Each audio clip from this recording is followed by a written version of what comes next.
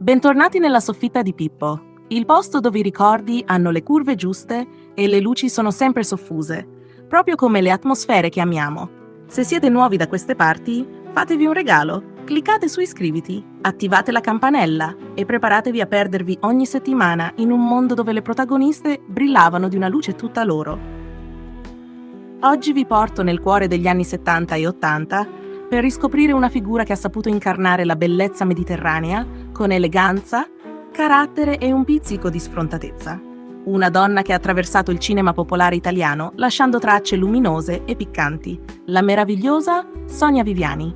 Nata a Roma il 4 gennaio 1958, Sonia cresce praticamente dentro Cinecittà. Suo padre era uno scenografo e, a quanto racconta lei stessa, già da bambina si divertiva a ricreare le scene dei grandi colossal insieme al fratellino. Un'infanzia tra piume di pavone e Chuck che le ha acceso fin da subito una passione autentica per la recitazione. A 16 anni ha il coraggio di rispondere a un annuncio su una rivista, viene notata per il suo sguardo intenso e finisce dritta dritta sul set dei Guappi, diretta da Pasquale Squitieri. È lì, accanto a Franco Nero, che affronta le sue prime scene cariche di pathos, nei panni di una giovane vedova ottocentesca. Un battesimo del fuoco con lacrime vere e una voce tremante, ma lo charme. Quello già c'era tutto. Da quel momento la sua carriera prende una piega interessante, perché Sonia si muove agilmente tra i vari generi del nostro cinema popolare. È presente in film d'autore, ma è soprattutto nelle pellicole più spinte, più leggere e trasgressive che riesce a lasciare il segno. Il suo fisico statuario, i lunghi capelli corvini e un'aria da principessa ribelle le permettono di conquistare ruoli femminili forti, provocanti, ma mai volgari. Ecco perché Sonia Viviani è diventata una delle protagoniste più amate del cinema di quegli anni, tra commedie irriverenti, pellicole misteriose e anche horror, dove non mancava mai un pizzico di audacia. Negli anni 70 approda anche in Turchia, dove diventa inaspettatamente una star. In un film ormai leggendario, accetta una scena che altre attrici avevano rifiutato per pudore e boom, il pubblico turco impazzisce per lei. Viene soprannominata affettuosamente la nonna per via del titolo del film, ma in realtà l'unica cosa da nonna era la saggezza di sapersi vendere bene. In pochi mesi conquista il pubblico locale, tanto che viene scritturata in una seconda produzione, diventando una sorta di bellezza esotica per il mercato orientale. In Italia, nello stesso periodo, comincia a farsi notare nelle commedie all'italiana più disinvolte, dove la sua presenza non passa mai inosservata. Le bastano pochi minuti a schermo per mandare in tilt lo spettatore. Anche se il ruolo è secondario, il suo fascino ruba la scena. Ma Sonia non si ferma alla comicità. Viene diretta da Umberto Lenzi, uno dei maestri del cinema d'azione italiano, in pellicole più dure e spigolose. In Incubo sulla città contaminata, ad esempio, interpreta una giornalista americana. Il film, diventato cult col passare degli anni, è ricordato per la sua carica di tensione e per gli effetti speciali forti. E indovinate chi ha una delle scene più impressionanti del film? Esatto, Sonia.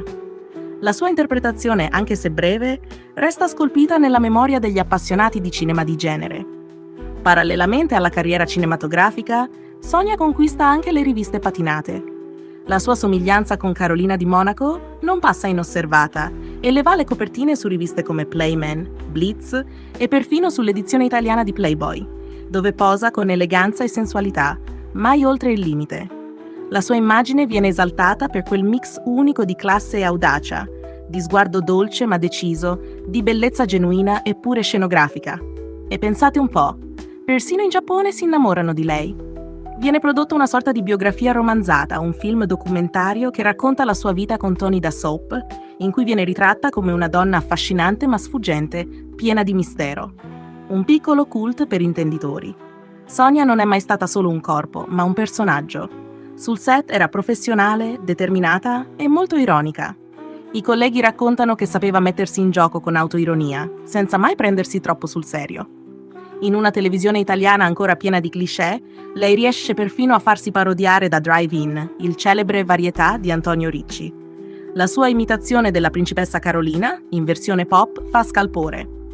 Una performance che la consacra icona anche per chi magari non l'aveva mai vista al cinema, ma la ritrova come volto divertente e pungente della nostra TV più spregiudicata. Con l'arrivo degli anni 90, quando il cinema di genere si affievolisce, Sonia continua a recitare in ruoli minori, spesso in commedie corali o apparendo in piccoli camei comici. Ma ormai aveva già scolpito il suo posto tra le muse indimenticabili del nostro cinema popolare. A quel punto decide di allontanarsi volontariamente dalle luci della ribalta e di dedicarsi a una vita più tranquilla, lontano dai riflettori. Una scelta elegante, in linea con lo stile con cui ha sempre gestito la sua immagine. Oggi, Sonia Viviani è ricordata come una delle più autentiche e affascinanti interpreti del cinema italiano di quel periodo. Un volto che raccontava una stagione irripetibile, fatta di libertà creativa, audacia visiva e una femminilità che giocava con l'immaginario senza mai essere banale. Una diva con i piedi per terra e con lo sguardo rivolto dritto nell'obiettivo. E voi, ve la ricordavate? Avete mai visto uno dei suoi film?